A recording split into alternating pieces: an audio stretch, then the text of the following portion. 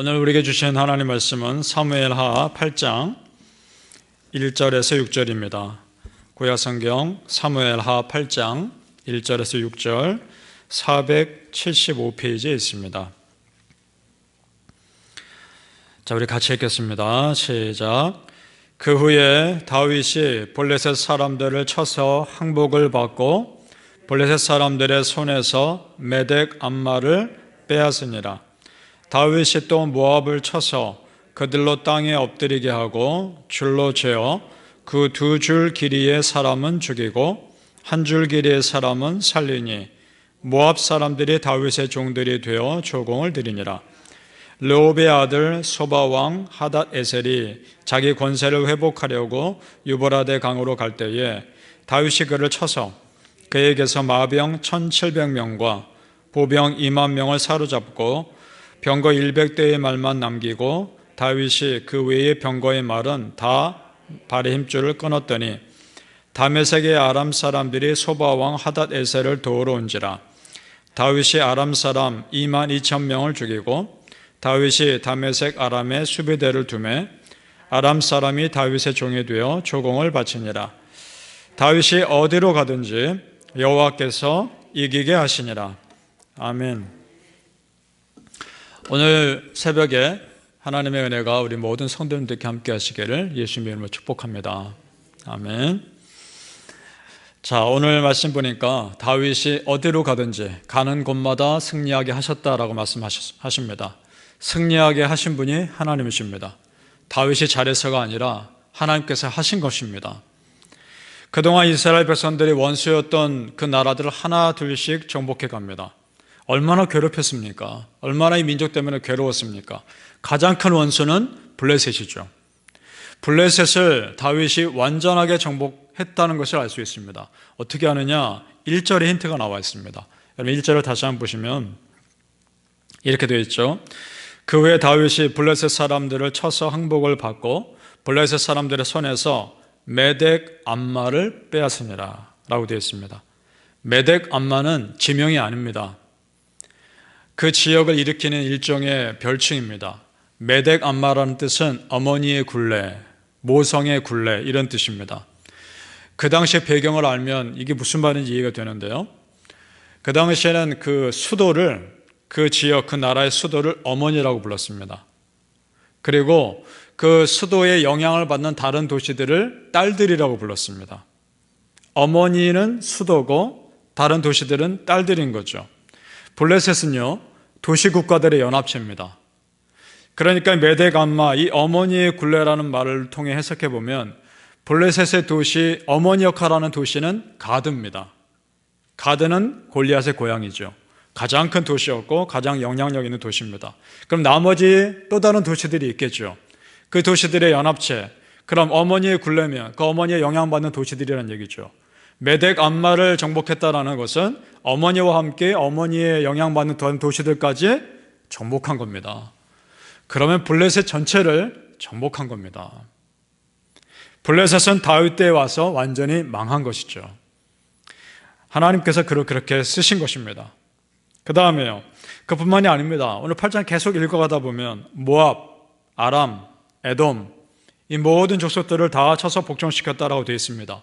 그러니까 다윗의 전성기 때 그 영토를 보면요, 남쪽으로는 애굽까지 이릅니다. 북쪽으로는 시리아까지 이르고요, 동쪽으로는 지금의 요르단까지 이릅니다. 굉장히 큰 영토입니다. 솔로몬이 왕이 된 이후에는 어디까지 가냐면 더 북쪽으로 올라갑니다. 그래서 유브라데 강까지 확장되죠. 이것은 정확히 하나님께서 아브라함에게 하셨던 언약의 성취입니다. 창세기 15장 18절에 하나님께서 정확히 이렇게 말씀하십니다. 이렇게 되어 있습니다. 그날에 여호와께서 아브라함과 더불어 언약을 세워 이르시되 내가 이 땅을 애굽 강에서부터 그 큰 강 유브라데까지 네 자손에게 주노니. 아멘. 참 신실하지 않으십니까? 그 신실하신 하나님께서 우리 하나님이시고 여러분을 그렇게 지켜주실 줄 믿습니다. 다윗의 이러한 승리의 배경에는 그가 군대와 전쟁에 능했기 때문이 아니라 말씀드렸습니다. 전쟁에 능하신 여호와 하나님이 다윗의 편이었기 때문입니다. 하나님께서 함께 계셨기 때문입니다. 사무엘하 8장 6절 말씀 우리 같이 다시 한번 읽어보죠. 8장 6절입니다. 시작. 다윗이 다메섹 아람에 수비대를 두매 아람 사람이 다윗의 종이 되어 조공을 바치니라. 다윗이 어디로 가든지 여호와께서 이기게 하시니라. 아멘. 장소 상관없습니다. 하나님께서 함께 하시면 이기는 겁니다. 아무리 능력이 있어도요, 하나님 도와주지 않으면 그 능력 아무 소용없는 것입니다. 여리고성과 아이성 전투가 아주 좋은 예입니다. 이스라엘 백성들에게 여리고성은 그 당시 이스라엘 백성들의 군사력으로는 도무지 정복할 수 없는 성입니다.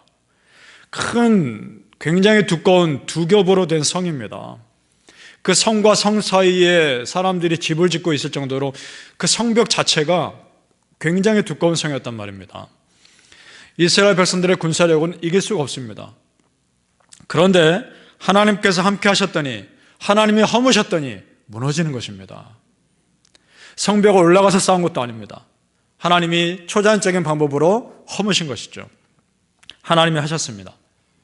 근데 그 다음 전쟁 아이성은요, 이스라엘 군사력으로 충분히 이길 수 있는 성이었습니다. 그랬더니 사람들이 교만해 생긴 겁니다. 그러자 하나님께서 그 교만한 사람들의 마음을 도와주지 않으시죠. 하나님이 도와주지 않으시니까 어떻게 됩니까? 아무리 약한 성이어도 그 전쟁에서 피하는 것입니다. 그러니까 중요한 것은 하나님께서 나와 함께 하시느냐 하는 것인 줄로 믿습니다. 하나님께서 나와 함께 하시는 가장 좋은 방법, 하나님이 내 편 되어 주시는 가장 확실한 방법, 그것이 뭘까요? 내가 먼저 하나님 편이 되면 되는 것입니다. 내가 먼저 하나님 편이 되면 하나님은 자동적으로 내 편 되는 거 아니겠습니까? 그런 은혜를 누리시길 바랍니다. 그래서 이런 은혜를 경험한 다윗이 죽기 전에 그 아들 솔로몬에게 이렇게 유언합니다. 열왕기상 2장 3절입니다. 네 하나님 여호와의 명령을 지켜 그 길로 행하여 율법에 기록된 대로 지키라. 그리하면 네가 무엇을 하든지 어디로 가든지 형통할지라. 아멘. 오늘 우리가 좀 전에 읽었던 6절 말씀, 다윗이 어디로 가든지 여호와께서 이기게 하시니라, 그 말씀과 같은 맥락이죠. 이것은 다윗의 간증입니다. 내가 그렇게 말씀대로 살려고 노력했더니 하나님께서 어디로 가든지 나를 지켜주시더라. 너도 그렇게 살아라. 이 유언을 하고 있는 것입니다. 여러분, 이것이 단순히 다윗이 솔로몬에게만 한 유언일까요? 오늘날 우리에게도 그대로 적용되는 말씀이라 믿습니다. 여러분, 말씀대로 사십시오. 어디로 가든지 하나님께서 지켜주시리라 믿습니다. 그러니까 다윗이 지금 이 말씀 통해 보면 군사력을 키워라, 외교 정체를 잘하라, 이런 유언 아니죠. 한마디로 말하면 하나님 잘 믿어라. 이것이 앞으로 우리 후손들에게 하는 그런 말씀이 될 수 있게 소망합니다. 여러분, 우리 크리스천들이 세상 사람들과 다른 것이 무엇입니까? 그래도 우리는 말씀대로 살고, 그래도 우리는 기도합니다. 세상 사람들은 의지할 것이 없으니까 자기 힘을 의지할 것이고 자기 가진 것을 유지하겠죠. 그러나 우리는 하나님을 의지하며 그 말씀 붙잡는 겁니다. 그것이 가장 확실하고 가장 우리에게 피난처가 되는 길인 줄로 믿습니다. 바라기는 성도님들, 말씀대로 살 때에 어디로 가든지 형통케 하신 하나님의 은혜가 여러분과 함께 하시기를 예수님의 이름으로 축복합니다. 아멘. 다윗이 오늘 전적으로 하나님만 의지했다는 것을 알 수 있는 사인이 두 가지가 나옵니다. 첫째는 전쟁에서 빼앗은 말들을 취하지 않습니다. 자, 4절 말씀 보시죠. 그에게서 마병 1,700명과 보병 20,000명을 사로잡고 병거 100대의 말만 남기고 다윗이 그 외의 병거의 말은 다 발의 힘줄을 끊었더니, 이렇게 되었습니다. 마병이 1,700명이면 여러분, 말이 1,700마리였다는 얘기죠. 그 중에 병거의 말 100대만 남기고, 그럼 말 100마리만 남기고 나머지 말의 힘줄은 다 끄는 겁니다. 말의 힘줄을 끊으면 말은 소용없습니다. 아무 쓸데없는 것이죠. 말 700마리면 여러분, 굉장한 재산입니다. 그리고 그 당시에 재산일 뿐만 아니라 전쟁에 굉장히 큰 힘입니다. 마병 1,700명이면 대단한 세력이거든요. 그걸 포기합니다. 왜냐? 신명기에 보면 하나님께서 이렇게 말씀하십니다. 왕이 된 자는 말의 힘을 의지하지 말아라. 이렇게 말씀하십니다. 왜냐? 그 말의 힘을 의지하고 하나님을 의지하지 않을까 봐 하나님께서 금하십니다. 다윗은 실제로 그런 말 힘이 없이도 전쟁에서 승리했습니다. 하나님께서 그와 함께 하셨죠. 여러분, 우리는요 세상의 힘으로 싸우는 사람들이 아니라 하나님의 힘으로 싸우는 사람들인 줄 믿습니다. 두 번째요, 전쟁에서 얻은 전리품을 다 하나님께 드립니다. 11절과 12절을 봅니다. 같이 읽어보겠습니다. 시작. 다윗 왕이 그것도 여호와께 드리되 그가 정복한 모든 나라에서 얻은 은, 금, 곧 아람과 모압과 암몬 자손과 블레셋 사람과 아말렉에서 얻은 것들과 오바 왕 르홉의 아들 하닷에게서 노력한 것과 같이 드리니라. 아멘. 이것들을 왜 바쳤을까요? 마치 신하가 왕에게 그 얻은 전리품을 바치는 것처럼. 왜냐? 다윗의 진정한 왕은 하나님이시니까요. 이 나라의 왕은 하나님이시니까. 그리고 전쟁에 이기게 하신 분이 하나님이시니까 하나님의 것을 하나님께 드리는 겁니다. 이것들, 이 은과 금이 나중에요 성전 건축에 쓰이는 겁니다. 다윗은 그걸 모으고 있었던 겁니다. 그리고 조금 전에 말 100마리를 남겨두었다 말씀드렸죠. 이 100마리의 말이 전쟁에 쓰이는 말들이 아닙니다. 성전을 건축할 때 무거운 짐들을, 돌을 옮기고 무거운 짐을 옮길 때 그때 쓰려고 남겨둔 겁니다. 다윗은 지금 온통 거기에 집중되어 있는 거죠. 성전 건축에. 여러분, 우리가 오늘 말씀에 나온 삶의 자체를, 삶의 모습 보면서, 다윗의 삶을 보면서 무엇을 배워야 할까요? 다윗의 머릿속에는 온통 이것이 있습니다. 어떻게 하면 하나님을 기쁘시게 할까? 이것이 오늘 우리의 질문이 되길 바랍니다.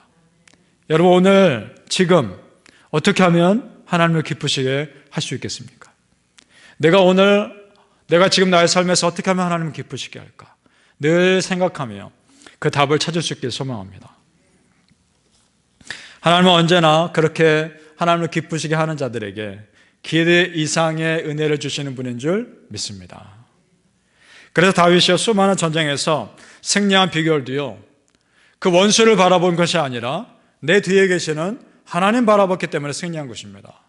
그래서 시편 27편 3절과 4절에 놀라운 믿음의 고백을 합니다. 이 고백으로도 아름다운 찬양이 한 곡 나왔었죠.